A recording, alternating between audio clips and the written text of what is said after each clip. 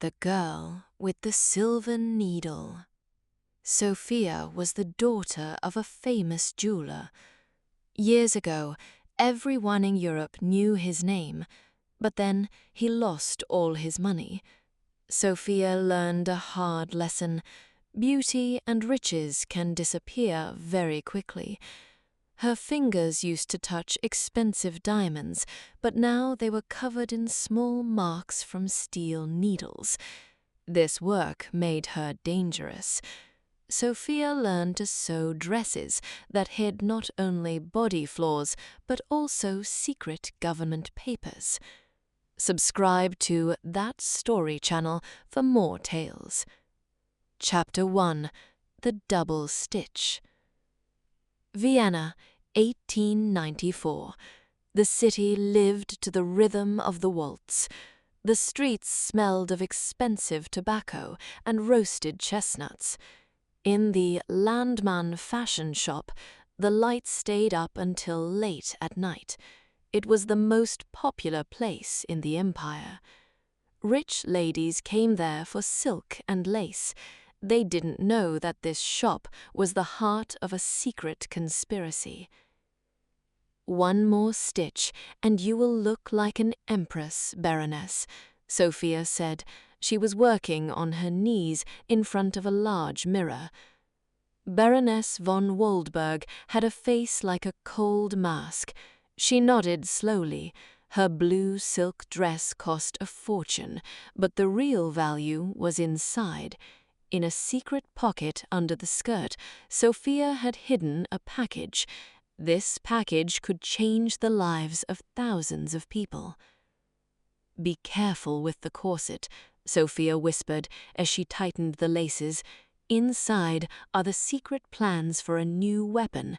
If the papers are damaged, the spies in Paris will not be able to read them."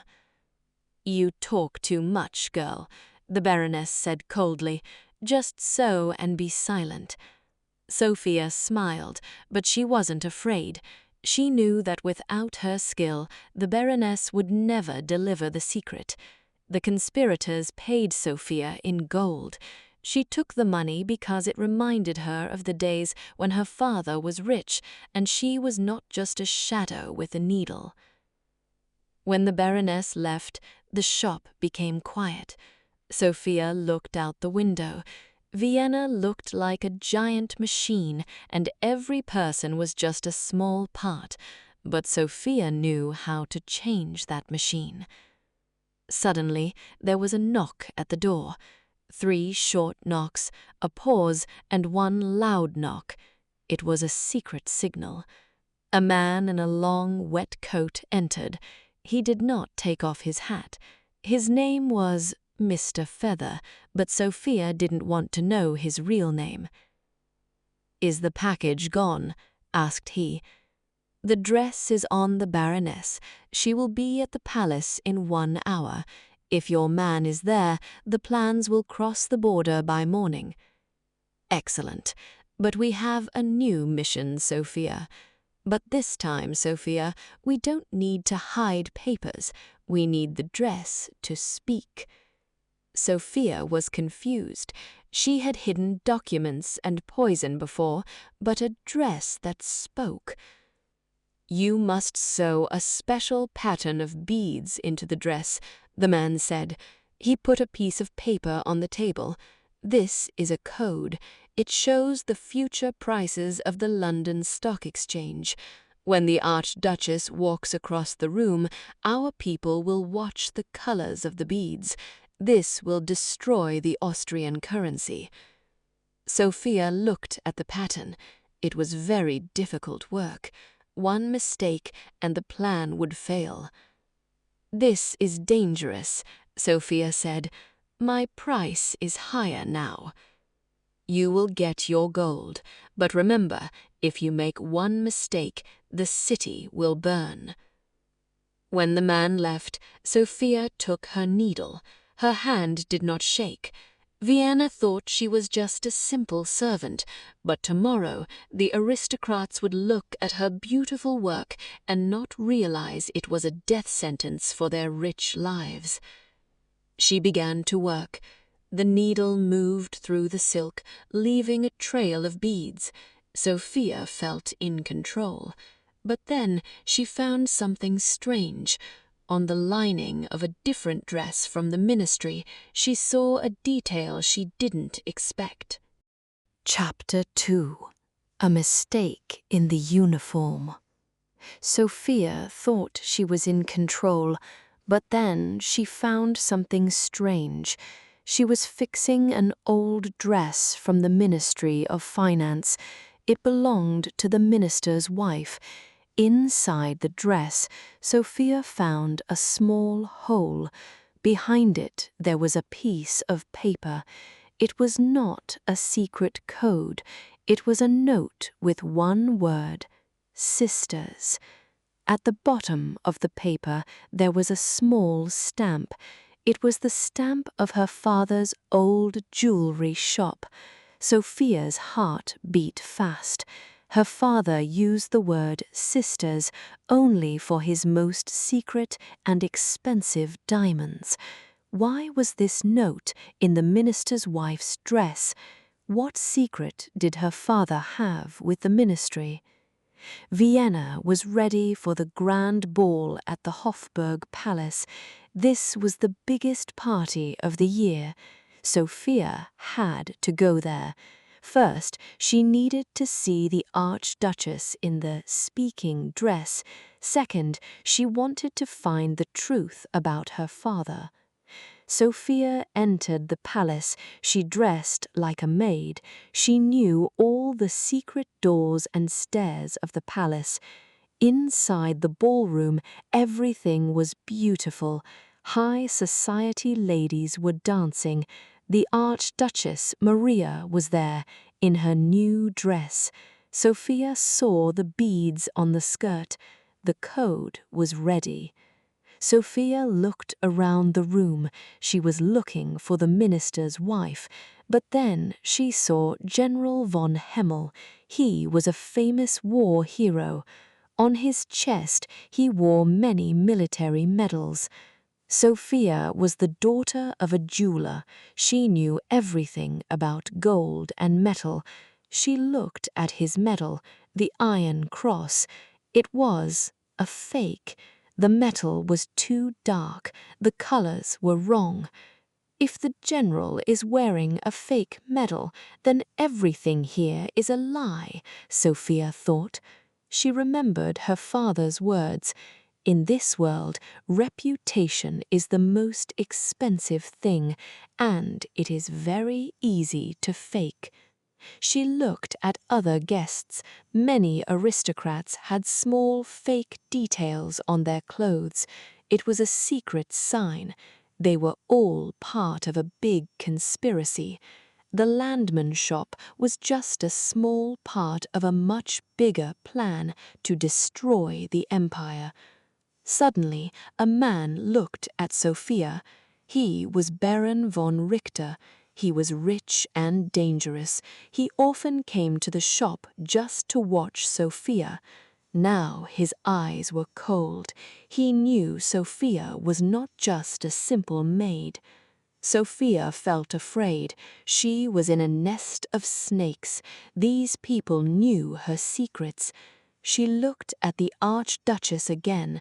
The code on her dress was moving through the room. Sofia remembered another story from her father. Once, one fake button on a uniform caused a financial panic. Now she understood.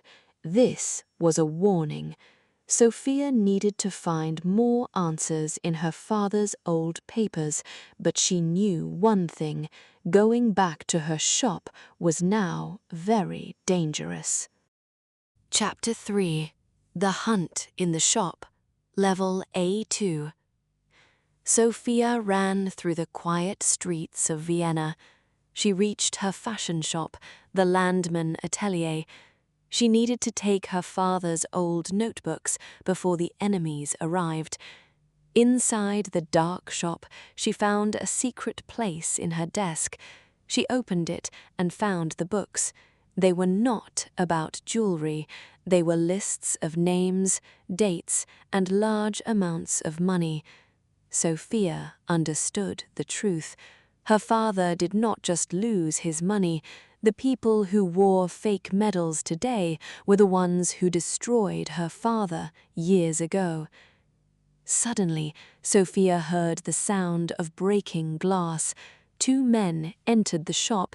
They wore expensive coats, but they were not gentlemen. One man had a gun. "Miss Sophie," he said coldly, "Baron von Richter wants to see you, now." "Real gentlemen send letters, they don't break doors," Sofia answered. She was afraid, but she stayed brave. "We are not gentlemen," the man said. "We are the people you owe money to. It is time to pay." The man tried to grab her. Sofia acted fast. She took her heavy tailor's scissors and hit his hand. The man screamed and dropped his gun. The second man ran at her and pushed over a mannequin in a silk dress. The shop was full of noise and chaos. Sofia hid behind a large table. She knew every corner of her shop. Sofia threw a bottle of cleaning liquid at the men. The smell was very strong and bad. While the men were coughing, Sofia ran out the back door. She ran through the cold, dark streets. She knew these men were not just spies. They were part of a big financial crime. They didn't want her dresses. They wanted her because she knew their secrets. She reached the river. A black carriage was waiting there. Sofia was afraid it was a trap, but then she heard a familiar voice. "Quickly, Sofia, get in if you want to live." It was Victor, the assistant to the war minister. Sofia jumped into the carriage, and it moved away fast. "Why are you helping me?" Sofia asked. "Because my boss is an idiot. He doesn't see the truth. Tomorrow, Vienna will have a big problem. These people want to steal all the gold of the empire and replace it with fake papers." Sofia showed him her father's notebook. "I have the names of everyone who bought fakes for 10 years. If we show this to the Archduke, we can stop them. The next party is in 3 days. You must hide until then. The police and the spies will look for you everywhere." "I will hide," Sofia said with a dark smile. "But first, I must sew the most important dress of my life. This dress will not just speak, it will scream the truth to all of Europe." Victor took Sofia to an old printing house. It was safe there. Sofia took her needle and began to work. She knew that a needle could be more dangerous than a sword. The hunt was on, but Sofia was ready to fight. Subscribe to That Story channel for more tales. Chapter 4: Social Blackmail. Sofia was not afraid anymore. Her fear became a weapon. She needed to enter a secret party at the Archduke's castle. All the dangerous conspirators were there. "You are crazy," Victor whispered. He looked at her father's notebook. "These are the names of the most powerful people in the empire. Countess von Soltz, Baron Metternich. They will destroy you." "No, Victor," Sofia answered. She was busy with her needle and thread. "Vienna lives on one thing, the fear of shame. I know the Countess wears a fake pearl necklace because her husband lost all their money. I know the Baron hides secret letters in his corset. If the world knows their secrets, their lives are over. They will do what I say." Sofia needed to find the original secret plans and the fake money papers. She knew Baron Richter kept them in a small metal safe. To enter the party, Sofia wore a long black dress and a black veil. She looked like a widow of a war hero. No one could see her face. She looked like a real aristocrat. The party was in a dark castle. There was no music, only quiet talk and expensive wine. Sofia saw Countess von Soltz and walked to her. "Beautiful pearls, Countess." The master made them look very real, but true pearls don't look like that in this light. The Countess became very pale. "Who are you?" she asked. "I know the jeweler who made this miracle. If you don't want the Empress to know you're poor, help me. Where is Richter's safe?" The Countess was terrified. The blackmail worked. 10 minutes later, Sofia knew that Richter was in a small room on the second floor with a man from Paris. Sofia went to the door and listened. "You promised to catch the girl," a man shouted with a French accent. "If she talks, we are in trouble. We must use the fake papers tonight." "Calm down, Etienne," Richter answered coldly. "She is just a seamstress. The plans and the papers are here in the safe. Tomorrow, Vienna will be ours." Sofia had to act fast. She knew Richter was afraid of fire. She took some old newspapers and started a small fire in a copper vase. Soon, the hallway was full of smoke. "Fire!" Sofia screamed, sounding like a scared servant. "The castle is burning!" The door opened. Richter and the Frenchman ran out. They covered their faces. In the smoke, no one saw the black shadow enter the room. The safe was on the table. Sofia knew the code because her father designed the lock. She opened it. Inside were the secret plans and the fake money. Quickly, she took the real papers and replaced them with empty newspapers. She hid the originals under her black dress. She was on the balcony when Richter returned. Sofia jumped from the balcony into the bushes. Her heart was beating fast. She had the evidence. But Etienne, her old teacher from Paris, was a dangerous man. Sofia ran through the dark garden. She knew Richter would find the empty papers very soon, but she was more afraid of Etienne. He was the man who taught her that silk can be stronger than steel. Chapter 5. Steel Corsets. Sofia's past was back. Etienne Legrand, her old teacher from Paris, was behind her. He was not just a fashion designer, he was a financial genius. He knew that numbers, not kings, ruled the world. He wanted to change those numbers and create panic. Victor was waiting at an old stone quarry. Sofia arrived. Her black dress was torn and her veil was gone. "Did you get them?" Victor asked. His eyes were bright with excitement. "I have everything," Sofia said. She showed him the secret plans and the fake money papers. "Richter has only empty newspapers now." But suddenly they heard a slow clap from the shadows. "Excellent, Sofia. You were always my best student," a voice said. Etienne walked out of the dark. He looked perfect in his grey suit with his expensive walking stick. He had a cold smile. 3 of Richter's men with guns were behind him. "Etienne," Sofia said. She tried to stay brave. "Why are you doing this? You are rich. Your name is a symbol of luxury." "Luxury is for fools," Etienne said. He walked closer. Victor tried to shoot his gun, but it didn't work. No bullets. "Did you think I would let you buy bullets in a shop that I control?" Etienne laughed. "Sofia, give me the papers.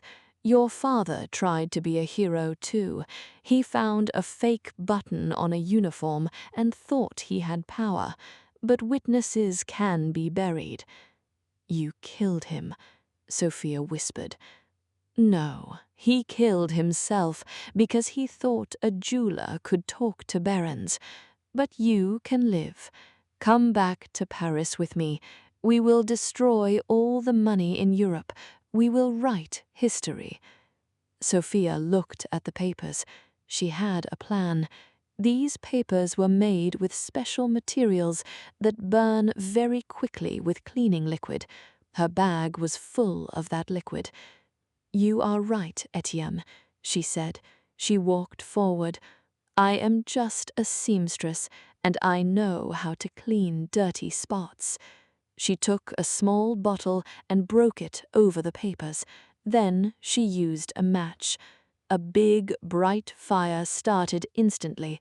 The papers that wanted to destroy the empire were now just fire. "No!" Etienne shouted. He tried to stop the fire, but it was too hot. Suddenly, they heard horses and whistles. Victor had sent a message to the secret police, not to the ministry, but to the head of the police. Sofia once helped his wife with a secret, so he came to help. "Run!" Victor grabbed Sofia's hand. While Richter's men tried to save the papers and Etienne was angry, Sofia and Victor escaped into the dark tunnels. Sofia looked at her fingers. The fake money was gone, but she still had the secret weapon plans in her dress. She knew that tomorrow Vienna would be different, but first she had to finish her work with one last perfect stitch. The fire died down. Sofia and Victor reached the city when the sun came up, but the mission was not finished. The bad men were still powerful, and Richter was still a respected baron. Chapter 6. The Final Chord. Sofia knew she had only one chance to destroy the conspiracy. She needed to show the truth to everyone, not just the police. "Victor, we must go to the opera house tonight," Sofia said. "All the bad men will be there, the Archduke, Richter, and the others." "But the police are looking for you," Victor said. "The opera is a theater," Sofia smiled, "and in a theater, the costume is the most important thing. Help me get to my shop. I need 3 hours." While the police looked for her in the city, Sofia was in her shop. She worked very fast with her needle. She was not just making a dress, she was making a trap. That evening, a beautiful gold carriage arrived at the opera. A woman in a brilliant gold dress stepped out. She wore a mask, but she walked like a queen. It was Sofia. She entered the hall and walked directly to Baron Richter. He looked tired and pale. "Baron, you look like you lost something important," Sofia said. Her voice was clear and loud. Richter was shocked. "You, how dare you come here?" he whispered. "Guards!" "Be quiet, Baron. Look at my dress." Everyone looked at Sofia's gold dress. In the bright lights, they saw a secret. The pattern on the dress was not flowers. It was micro-copies of Richter's secret letters and the names of all the traitors. Sofia turned treason into a fashion print. "If you call the guards," Sofia whispered, "I will show this dress to every reporter in the room. And inside my dress, I have the real weapon plans you tried to sell." Richter could not move. A girl with a needle defeated him. Sofia walked to the Archduke. She gave him the real secret plans. "A gift from a family that is always loyal to the crown, Your Highness," she said loudly. At that moment, the police arrested Richter, General von Himmel, and the other bad men. One fake button almost destroyed the empire, but one real woman saved it. Etienne Legrand escaped on a train, but his career in Europe was over. No one wanted to work with him again. 1 month later, Sofia opened her new shop. The sign said, "Sofia, the Atelier of Truth." She was rich now. She knew everyone's secrets, but she used them to keep the empire safe. Victor often came to visit her for tea. He was now an important police leader. In his office, he kept a gold mannequin to remember Sofia's bravery. Sofia sat by her window and smiled. She was the daughter of a jeweler, a seamstress, and a spy, but now she was the person who decided the future of history. The sun rose over Vienna. The city was safe because of one perfect stitch. Chapter 7. The Final Chord. Sofia knew that the fire was only half of the victory. The bad men still had power. She needed to attack them in public, where everyone could see the truth. "Sofia, this is crazy," Victor said. He was injured. "The palace is closed. We have no papers. We cannot prove the crime." "We have something better, Victor," Sofia said. Her eyes were like steel. "We have the dress of Archduchess Maria, the speaking dress with the beads." Sofia knew that Etienne believed the beads were a signal to start the financial panic, but Sofia changed the pattern. When the Archduchess's carriage left the palace, the crowd cheered. Sofia was there in her best pink dress. She stood in the front row, near the VIP guests, Baron Richter, the minister, and Etienne Legrand. Etienne saw her. He was surprised, but he smiled. He was sure of his victory. He thought his spies were reading the code on the dress right now. The Archduchess Maria stood up to wave to the people. The sun shone on her dress. Thousands of gold and blue beads sparkled. Etienne looked at the colors. Suddenly, his smile disappeared. The pattern was not a financial code. It was the secret symbol of Sofia's father. And that was not all. The secret police in Vienna used special glasses to read secret messages. "Look at Her Majesty!" someone shouted. It was Victor's voice. The head of the police looked through his special binoculars. He saw a secret message in the beads. "Richter is a traitor. The papers are fake." Sofia's trick was amazing. She turned the most important woman in the empire into a witness. Etienne tried to run, but the police stopped him. Baron Richter was pale. He tried to hide his fake medal, but Sofia was suddenly behind him. "Don't do that, Baron. This fake medal is the only real thing about you. Wear it until you go to prison." Etienne looked at Sofia. He was very angry, but he also respected her. "You destroyed a great plan, Sofia. Why? For a dead man's honor?" "I did it to show you one thing. A seamstress can change her master's life if her scissors are sharp enough." 1 hour later, all of Vienna knew the news. The newspapers shouted, "Baron is a traitor, the dress that spoke, the end of the Paris spy." The empire was safe. Sofia did not wait for a medal. She went back to her empty shop. She took the fake button that killed her father and sewed it to her needle cushion. It was her last stitch. Victor found her there in the evening. He brought a letter. Her father's name was clean again, and their house was hers. "Everyone is talking about you, Sofia. The Empress wants a new dress from you. Tell Her Majesty that I don't sew dresses anymore." Sofia smiled at the sun. "Now I only do jewelry work." Her story was just beginning. She was not a shadow anymore. She was a woman who knew the difference between real gold and a cheap fake. Sofia closed the door of the landman's shop forever. It was snowing outside, and the world was clean and white. The end. Dear listeners, if you liked this story, please click the like button and share it with your friends. Write your thoughts in the comments. Subscribe to That Story channel for more tales. See you soon.